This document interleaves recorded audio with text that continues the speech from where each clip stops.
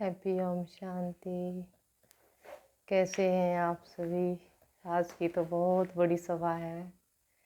आप सभी का आज की सभा में जो सागर की सभा है, जो हमारे लिए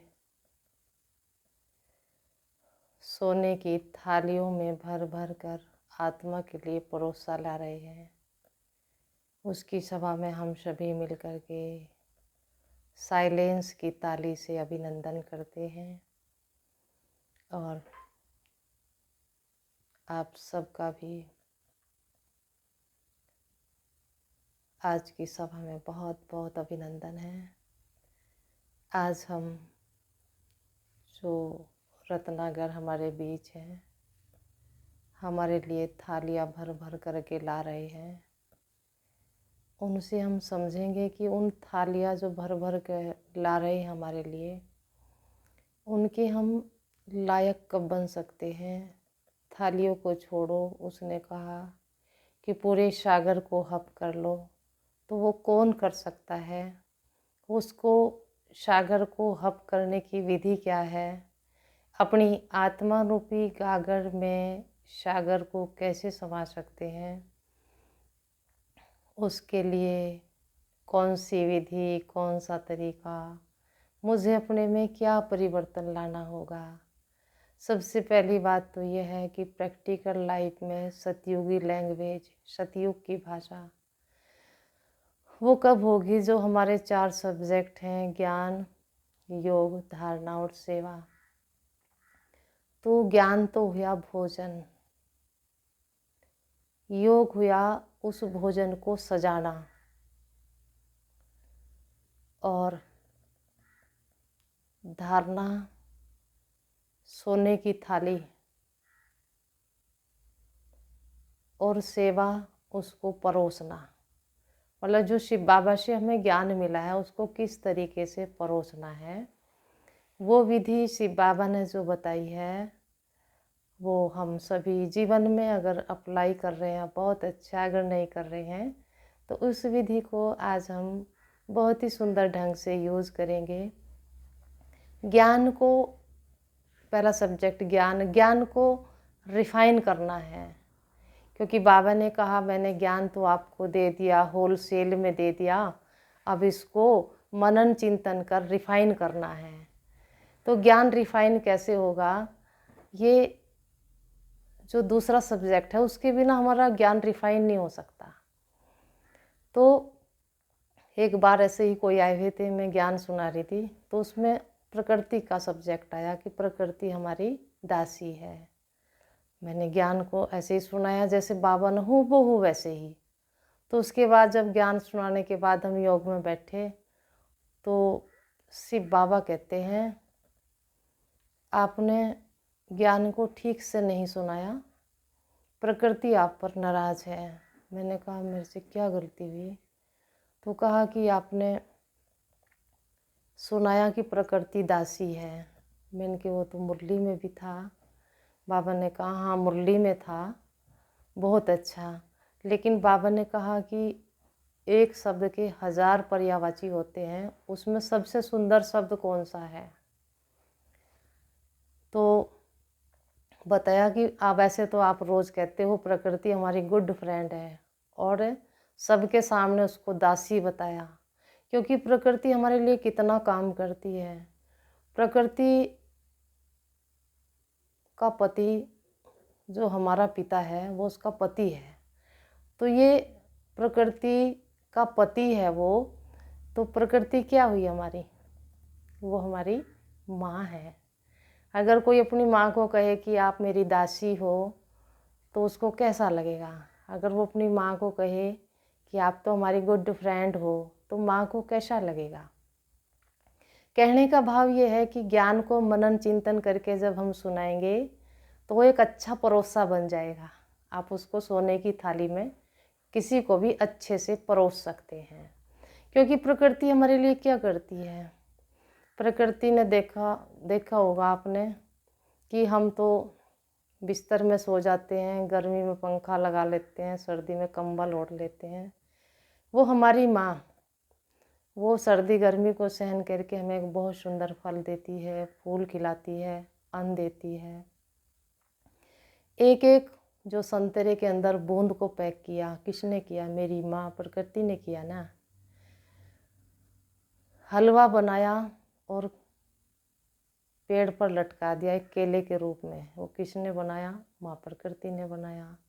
लड्डू बनाए, चीकू, माँ प्रकृति ने हमें लड्डू बना करके दिए। कहाँ उसमें चीनी मिलाई, कहाँ उसको घोला, कहाँ उसको तैयार किया, क्या आपको पता है?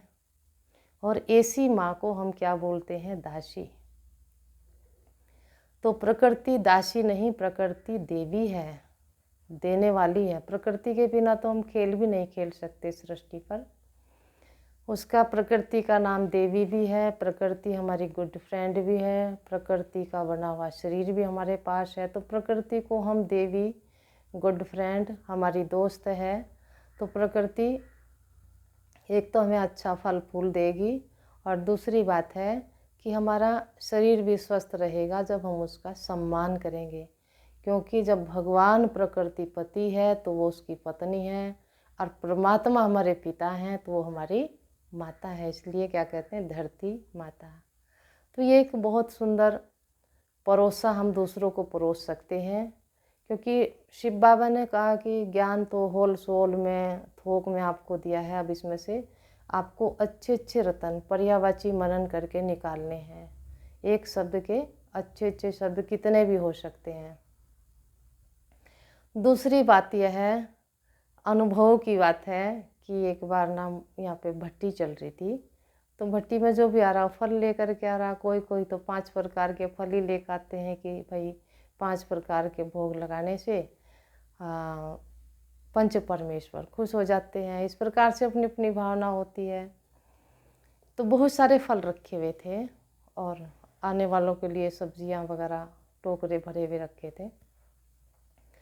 तो भट्टी में जब हम बैठे थे, मेरा इतना अच्छा योग, इतना इतना अच्छा कि मेरा उठने का मन नहीं हो रहा था। तो एक भाई आए, बहुत दोपहर थी, वो बैठे रहे, शायद उसने किसी ने देखा नहीं, वो आकर के योग में बैठ गए। तो मेरा मन हो रहा था कि मैं इनको पानी पिलाऊं, लेकिन मेरा मन उठने का नहीं था। काफ़ी देर बाद मैं मुश्किल से उठ करके रसोई में गई, और रसोई में गई तो बहनें दूसरे रूम में बैठी हुई थी। मैंने उनके लिए पानी डाल रही गिलास में, और बोल रहा, बहनों ये फल इतने सारे रखे ही ना बाबा के भोग के निकाल के, और इन्हें काट लो, खा लो, और सब्जी भी काट लो, भोजन का भी समय होने वाला है। ऐसे में बोल रही और गिलास में पानी भर रही। तो इतने में फल कहते हैं, हम तो भगवान के घर खुश होकर के आए थे, हमें तो अब काटा जाएगा और खाया जाएगा। तो मैंने कहा ये क्या मेरे से हो गया? सब्जियां भी कहने लगी, हाँ हाँ ये ऐसे ही जाएंगे सतयुग में, तैयारी सतयुग की कर रहे, और भाषा इनकी कलयुग वाली है। मैंने कहा भैया अब मुझे क्या बोलना है? मैं रुक गई वहीं। गिलास का मैंने पूरा भरा भी नहीं, बंद कर दिया कैंपर। ये क्या हो रहा है? फल सब्जियां मेरे से क्या कहना चाह रहे हैं? तो उन्होंने, जैसे फल सब्जियां ही मेरे से बात कर रहे कि आप अपनी लैंग्वेज तो सुधार लो। तपस्या का अर्थ क्या है? कि अपने आप को सुधारना, अपनी भाषा को सुधारना, संकल्पों को सुधारना। बैठे 3 महीने से तपस्या, बात फलों से भी करनी नहीं आती। सतयुग में जाएंगे, देवताओं से कैसे बात करेंगे, देवताओं के साथ कैसे रहेंगे? मैं चुप। फिर मुझे क्या बोलना है? तो पता नहीं उनकी आवाज़ थी या शिव बाबा की, ये तो मुझे पता नहीं लगा, लेकिन कहा कि आपको ऐसे बोलना चाहिए था कि फलों का भोग लगाओ भगवान को, इन्हें तैयार करो, और फिर देवियों आप भी इनका भोग लगाओ। मैं चुप। फिर सब्जी की बारी आई। मैंने कि आपको क्या बोलना है? उन्होंने, उससे आवाज़ आई जैसे मेरे को कि बोलना है कि शिव बाबा के भोग के लिए सब्जियों को तैयार करो। भगवान के भोग के लिए तैयार तो हम नाचने लग जाते हैं कि हम भगवान के लिए बने हैं, और काटना खाना ये तो कलयुग की भाषा है। तो मैं बड़ी हैरान, बताओ फल सब्जियां भी हमारे से नाराज़ हैं कि तुम्हें हमारे से भी सम्मान से बात करनी नहीं आती। उसके बाद फिर से मैं बहनों के पास आई। मैंने कहा बहनों, फलों को आप तैयार करके भोग लगाओ और फिर देवियों आप भी भोग सबको खिलाओ, आप भी खाओ। फिर भी मेरे से एक गलती होगी। कह रहे अब भी ठीक नहीं है कि खाने का शब्द छोड़ दो, बस आपको ये बोलना है कि देवियों आप भी भोग लगाओ और सबको भोग दो। चलो वहाँ भी ठीक किया। फिर उसके बाद भट्टी का उस दिन शायद समापन था, तो केक भी बनाया गया था। फिर जब स्टेज पर प्रोग्राम था, जाने उसके 1-2 दिन बाद था, जाने उसी दिन, मुझे सही याद नहीं। फिर वही भाषा आई कि आ जाओ केक कटेगा। सभी कुछ के नाम लिए मैंने, बस फिर आवाज़ आती है फिर वही, फिर वही। मैंने कहा यहाँ भी मेरे से कोई गलती हुई। तो याद आया, हाँ मैंने केक को काटना बोला। भाई किसी के बीच हम किसी को काटें कैसा लगेगा। मैंने कहा फिर मुझे क्या बोलना है। कहा कि इसके बहुत ही सारे सुंदर शब्द हो सकते हैं। मुझे तो उस समय कुछ भी याद नहीं आया। मैंने कहा आप ही बताओ। तो शिव बाबा ने कहा, बहुत सारे बताए, मेरे को 100 ही बता दिए सेकंडों के अंदर, लेकिन मुझे 2-3 याद हैं, वो मैं आपको बताती हूँ। एक तो कहा कि आपको ऐसे बोलना चाहिए, आप सभी आ जाएं, केक उद्घाटन हो रहा है, केक का इनॉग्रेशन हो रहा है, केक का शुभ मुहूर्त हो रहा है। तो इस तरह से 2-4 मुझे याद रहे और मुझे याद नहीं, लेकिन मनन के द्वारा हम वो सारे भी मुझे याद आ सकते हैं अगर हम साइलेंस में बैठे थोड़ी देर। तो और भी अच्छे अच्छे, उससे भी अच्छे अच्छे शब्द हम अपने अंदर से परमात्मा से ले सकते हैं। एक बार और ऐसे ही क्या हुआ कि हम योग में थे, तो क्या दिखाई दिया कि जैसे कहीं से बुलावा आया प्रोग्राम का और हम तैयार होकर के चल दिए।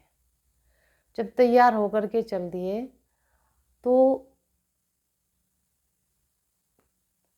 रास्ते में हमारे ऊपर एकदम रेत आया। इतना सारा रेत हमारे सिर में भर गया, कपड़ों में भर गया। तो झाड़ियों के पीछे 3 लोग खड़े थे और तीनों ने भर भर कर रेत डाल दिया और वो सारा मेरे ऊपर आया।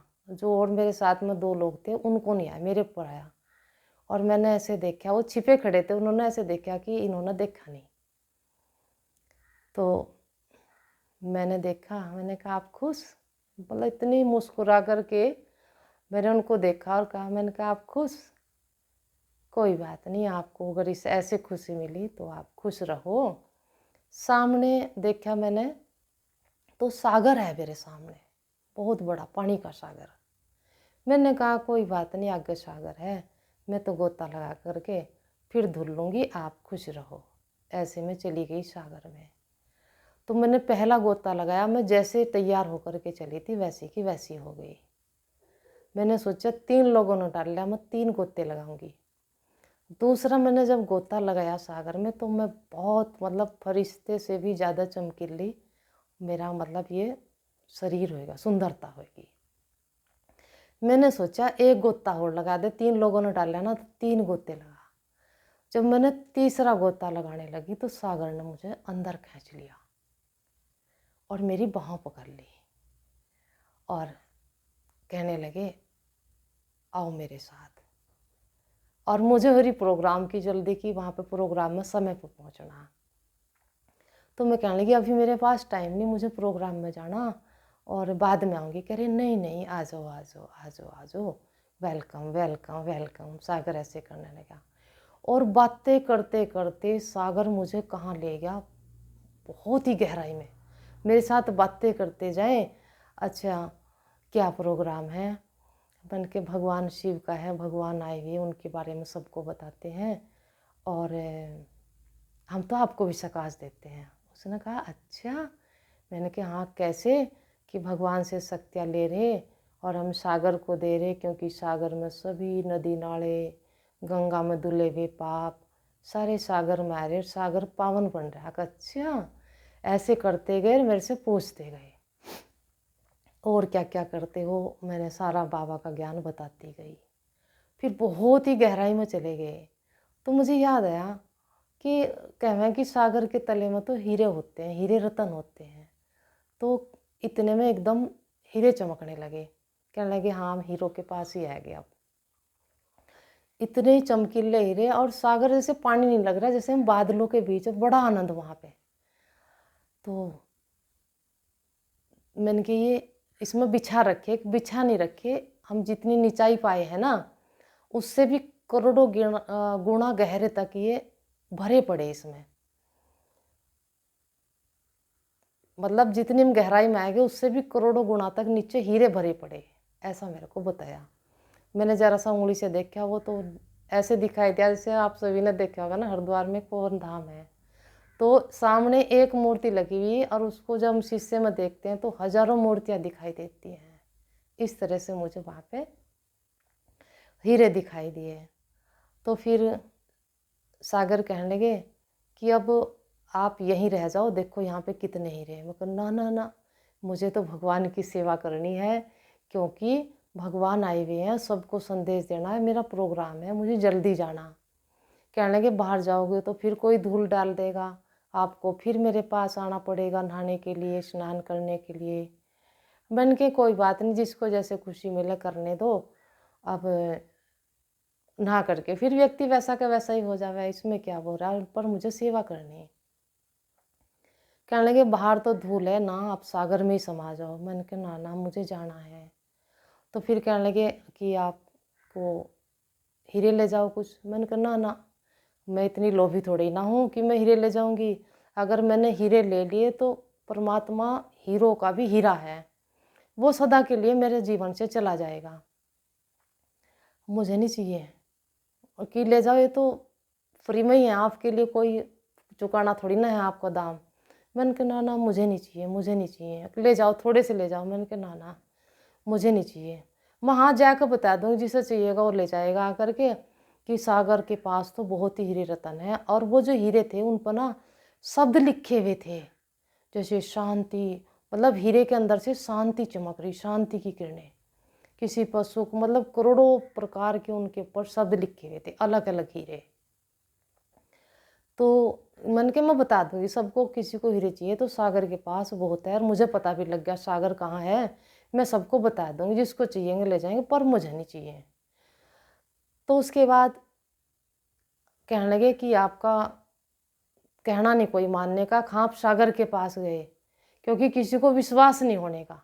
सागर मेरे से बातें कर रहा कि आपको विश्वास नहीं होने का, आप सागर के पास गए, अगर आप ऐसे बताओगे ना तो लोग क्या कहेंगे कि ये तो दूसरों को डुबोने वाली है, ये तो गलत शिक्षा देने वाली है, और सागर में हमें भी डुबो देगी, कोई भी इसके पास ना जाइयो। आप लोग, आपके बारे में लोग ऐसा ऐसा बोल रहे हैं। मगर कोई कुछ ही बोल रहा, मैं नहीं लेकर जाती, मुझे नहीं चाहिए हीरे। अगर परमात्मा ने कहा जरा सा भी लोभ कर लिया तो मैं आपके पास कभी नहीं आऊँगा, आपका नहीं बनूंगा मैं, हीरे ही रखो तुम। उन्होंने कहा कि अच्छा थोड़े से आप दिखाने के लिए तो ले जाओ कि मैं सागर के पास गई थी, देखो हाँ मैं हीरे लेकर के आई। फिर तो लोग विश्वास कर लेंगे, हाँ भाई ये सागर के पास गई और हीरे लेकर के आई, और इसका तो सागर से गहरा संबंध है, चलो भाई हम भी हीरे लेकर के आते हैं। मैंने कहा, उन्होंने कहा चाहे कितने भी ले जाओ। मैंने कहा ना, जब दिखाने सैंपल वाली बात है तो एक दो ले जाऊंगी। तो उन्होंने कहा नहीं आप ज़्यादा से लेकर जाओ। मैंने कहा ना। फिर जब कहा कि लेकर चलो, अच्छा मैं ले जाती हूँ सैंपल के लिए, तो जितने भी हीरे थे ना समुद्र में ऐसे कूदने लगे, हम चलेंगे हम चलेंगे, जंप लगाने लगे मछलियों की तरह, पूरे सागर में धूलिया धमाल हीरे कूद रहे। तो मैंने कहा अच्छा रुको रुको रुको, मैंने ऐसे हाथ कर लिया, हाथ फैला लिया, मैंने के जितने भी मेरे हाथ पर कूद सकते बैठ सकते हैं उतने मैं लेकर के जाऊंगी। तो मेरे हाथ में कूद कूद के बैठ गए हीरे। मैंने मुट्ठी बंद कर ली, जो फालतू थे वो गिर गए और मुट्ठी में जितना है, मैं कहा जितने मेरी मुट्ठी में आएंगे उतने मैं ले करके जाऊँगी। और मैं मुट्ठी में सागर से हीरे ले करके आए। जब मैं सागर से बाहर आ रही थी तो सागर ने मेरे से 2 बात करी कि आप ये सैंपल दिखा करके, दे करके, मेरा एड्रेस दे करके आ जाना। मैंने कहा मैं पहले बाबा की सेवा बाद में। कह रहे नहीं आ जाना आप, नहीं तो मुझे आना पड़ेगा आपको लेने के लिए। मन का बस बस आप ना ही हो, तबाही मिच जाएगी सारे संसार में, आप जाओगे सब बह जाएंगे और वो सारा पाप मुझे लगेगा कि सागर ना भाई बहती ले आया और आप आओगे मेरे से। मैं कहा बस बस आप ना ही हो, मैं ही आ जाऊंगी जब ज्ञान पूरा हो जाएगा। तो सागर ने कहा कि अच्छा मुझे अगर आप वैसे तो आ जाना आप लौट करके, अगर नहीं भी आ पाए तो चिट्ठी लिख देना कि आप कब आएंगे, नहीं तो फिर मैं लेने के लिए आ जाऊंगा इंतज़ार करेंगे। मैंने कहा हाँ हाँ मैं चिट्ठी में जवाब भेज दूंगी कि मैं कब आऊँगी, परंतु आप ना आइयो। तो मैं सागर से हीरे ला करके रख दिए टेबल पर, बाबा की भोग की टेबल पे रख दिए। वो चमकने लगे इतने कि आकाश के पहाड़ तक भी उनकी किरणें जाने लगी। जब इतने चमकने लगे मैंने कहा ही ये दुनिया क्या कहेगी, इनके घर में क्या है जो इतनी चमक आ रही। मैंने उनके ऊपर भोग का कपड़ा ढक दिया। जब भोग का कपड़ा ढक दिया तो उनमें से हीरों में से हीरे बढ़ने लगे और निकलने लगे और टेबल के नीचे तक चट्टा लग गया, पूरे निकलते जा रहे निकलते जा रहे। मैं कहने लगी भाई ये क्या होगा, अब तो तू भी नहीं कह सकती मैं सागर के पास गई थी, लोग क्या कहेंगे मुझे, और मुरली का टाइम है यार, ये क्या होगा मेरे से आज। तो 4 माताएं आई, मुरली का टाइम है क्या, और आकर कहने लगी दीदी हो क्या।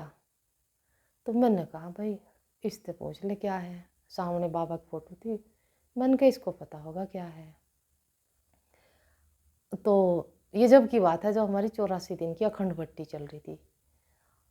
तो एक ने कहा कि है क्या, जरूर यहाँ पर सागर आया होगा और वही देख गया हीरे, ये तो सागर के हीरे हैं। एक ने कहा आया होगा, आया हुआ है। दूसरी माता बोली आया हुआ है। तीसरी माता बोली अब क्या होगा, कि अब क्या होगा। फिर मैंने कहा अब होगा क्या, ले जाओ जितने जिसको चाहिए और सबको बता देना, सब ले जाएंगे बांट देना। माता कहने लगी हमारी कौन सुनेगा भाई, कि वहाँ से हीरे ले आओ, हीरे बटरे और सागर आया भी आया, हमारी नहीं कोई भी सुनता। तो एक आवाज़ आती है और मेरे को इतनी घबराहट, अब क्या होगा, ये तो बंद ही नहीं हो रहे, निकलते ही जा रहे निकलते ही जा रहे, यानी कि जैसे कि वहाँ वो सारा सागर ही आ लिया। तो मुझे भी घबराहट हो रही, मैं क्या बताऊँगी किसको, कोई मुझे पूछेगा। तो बस जब मैंने कहा कि ले जाओ सबको बांट दियो, माताओं ने भी मना कर दिया कि हमारी कौन सुनेगा और हमारी तो कोई सुनता ही नहीं। तो और मुझे हो रही घबराहट, तो शिव बाबा की आवाज़ आती है तुम घबराओ नहीं, तुम घबराओ नहीं, मैं अपने आप बांट दूंगा सबको, और जी तुम जिसको जितना लेना चाहो उतना ले लो। तो इस प्रकार से फिर जब योग में से मैं एकदम मेरी आँख खुली, ये तो सागर सब सेंटर पर बैठ गया आकर हीरे बांटने के लिए। और जैसे कहा ना शिव बाबा ने कि ये तुम अपने आप बांट दूंगा, तुम घबराओ नहीं और तुम्हें जितने चाहिए उतने ले लो।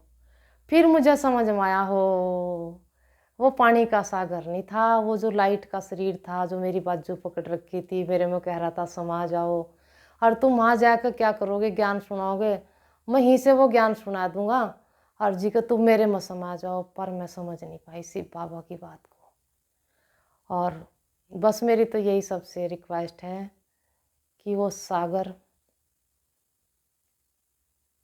ज्ञान रतन लेके, हीरे लेकर के परोस रहा है, सोने की थाली में परोसा लेकर के आया है।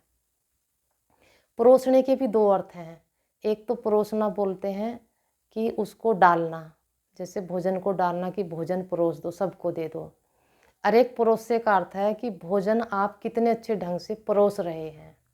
एक बार हम किसी देश में गए, मुझे याद नहीं कहाँ पे गए, कि वहाँ पे भोजन आया, तो भोजन इतने अच्छे ढंग से परोसा हुआ था कि जो चावल थे वो चावल एक दिल की डब्बी में डालकर उसके अंदर अनार और पता नहीं उन्होंने कितनी सारी चीज़ें डाल रखी। तो जब वो भोजन आया, मैंने सोचा ये डब्बी में कुछ रखा या कुछ भोजन के साथ इन्होंने गिफ्ट दी, मेरी समझ में नहीं आ रहा था। इतने अच्छे ढंग से कि कल्पना भी नहीं हो सकती। फिर उन्होंने कहा कि आप खाओ, 2 थाली लग कर के, एक बड़ी दीदी की एक मेरी, कि लो भोजन लो। मैंने कहा नहीं पहले आप लो। अच्छा मुझे नहीं हुई, पता नहीं वो खाने की चीज़ है या रखने की चीज़ है, मुझे उसकी खाने की भी अकल नहीं, मैं कैसे खाऊं। कभी मेरे पर हंसी उड़ावे कि इसे तो खाना भी खाना नहीं आता। तो दीदी मेरे से कहा पहले आप शुरू करो, मैं उनसे कहूँ, क्योंकि मुझे तो खाने की पता ही नहीं था कि ये है क्या चीज़। मैंने कहा ना दीदी आप शुरू करो। तो दीदी ने क्या किया, उसमें चम्मच लगाई और दाल डाल ली और खाना शुरू कर दिया। मैं सोच, फिर मुझे पता लगा ये तो खाने की चीज़ है। फिर जैसे ही उसमें चम्मच लगाई, देखा पूरे ध्यान से, हाँ इसमें चावल हैं। चावलों में बहुत सारी चीज़ें मिक्स करके एक डिजाइन वाली कटोरी में डालकर दबा करके वो रख करके दिया है। तो कल्पना भी नहीं कर सकते किसी किसी का ढंग इतना अच्छा परोसने का है। और भोजन खाने की भी विधि है ना, भोग लगाने की विधि क्या है कि गिलास हमेशा उल्टी हाथ पे होना चाहिए। सब्जी भी भोजन में थाली में उल्टे हाथ पर होनी चाहिए। चटनी जो थाली का सेंटर, दोनों हाथों का सेंटर बना करके देखें, जैसे मंदिर बनता है ना, जो सेंटर है चटनी अचार वहाँ होना चाहिए। क्योंकि खाने की भी तो एक विधि है ना। अगर सीधी तरफ गिलास रखेंगे और हम टुकड़ा तोड़ेंगे तो वो गिलास हमारा बिखर जाएगा। हम टुकड़ा इधर से तोड़ेंगे, उल्टे हाथ पर रोटी रखी हुई है तो हमारी जो बाजू है वो उसमें सब्जी लग जाएगी। तो खाने का भी स्टाइल है और परोसने का भी स्टाइल है। तो मुख्य बात तो यही है कि 4 सब्जेक्ट, ज्ञान है, भोजन आत्मा का, योग है कि आपने कितना अच्छा ढंग परमात्मा से उसको परोसने का लिया है। योग के बिना कोई भी इस परोसे को अच्छे से परोस नहीं सकता। दूसरी बात है कि धारणा है वो सोने की थाली, कहते हैं ना कि शेरनी का दूध सोने के बर्तन में ठहर सकता है। तो धारणा है सोने की थाली और सेवा है कि आप परमात्मा पिता का ज्ञान कैसे परोस रहे हैं। कुछ तो इतने प्यारे बच्चे बाबा के हूबहू वर्ल्ड टू वर्ल्ड बाबा का ज्ञान परोस रहे हैं। और जो बच्चे परोसे को सजा रहे हैं वो योग तपस्या करके ज्ञान को रिफाइन करके सतयुग की लैंग्वेज, सतयुग का व्यवहार, सतयुगी कलाओं को अपने अंदर भर रहे हैं ताकि भगवान को प्रत्यक्ष कर सकें और अपने जीवन में उसके ज्ञान को सोने की थाली में कैसे परोस सकें। आप सब के लिए ज्ञान सागर भंडारा लेकर के आया है। तो अभी थोड़ी देर आप बहुत प्यार से, बहुत ही लवलीन स्थिति से उस ज्ञान सागर से कहें कि हम भी आपका दिया हुआ ज्ञान, प्रकृति से भी बात कैसे करें, कैसे हम आपस में व्यवहार से रहें, और वो भंडारी हमारे लिए क्या लेकर के आया है, उस पर कितने ज्ञान रतन भरे हुए हैं जो एक एक को भरना चाहता है। सभी साइलेंस में बैठ जाएंगे और उसका धन्यवाद करेंगे पूरी लवलीन स्थिति में। ओम शांति।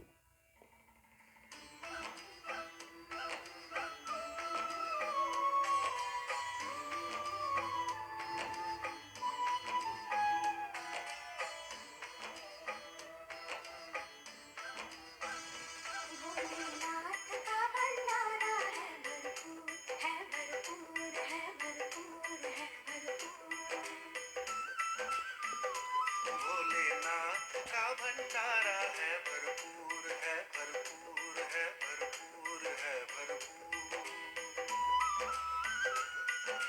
आओ भर लो झोलियां,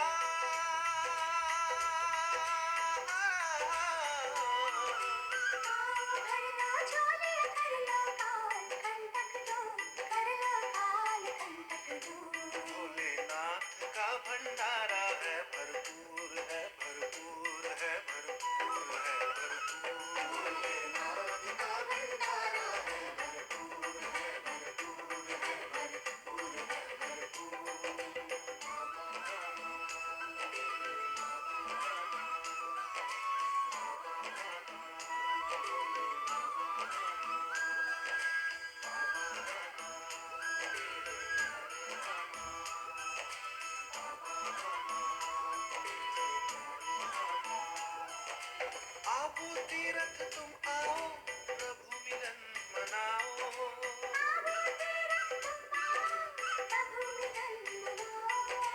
जिसको देवताएं तरसे वो ब्रह्म भोजन पाओ।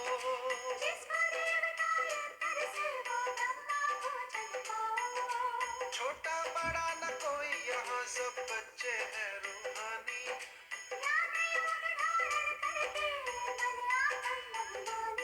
शिव ज्योति बिंदु नूर खुदा के हैं सब नूर।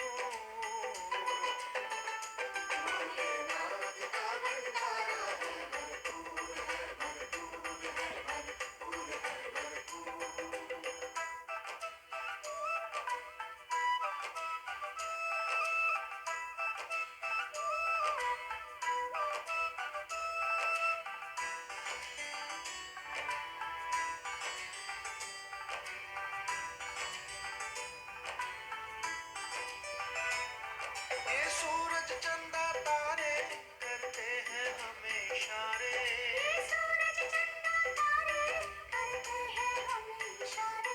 अवतार कलंकी लेकर वो आए हमारे द्वारे।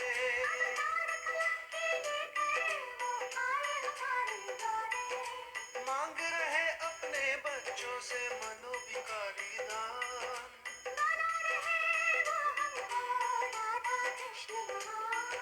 स्वर्ग बनेगा भारत फिर से मंजिल नहीं दूर।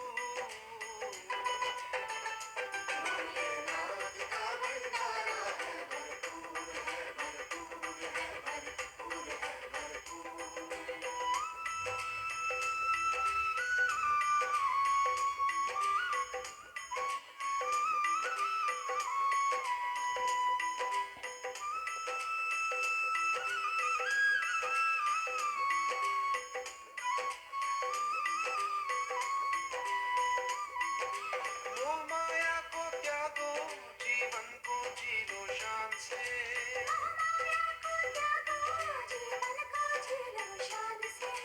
आत्म परमात्म को जानो गीता ज्ञान से।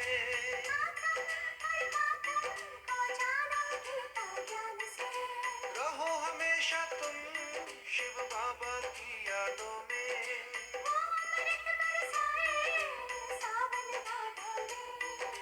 हर सजने के चेहरे पर वो लाए दिव्य सुरूर।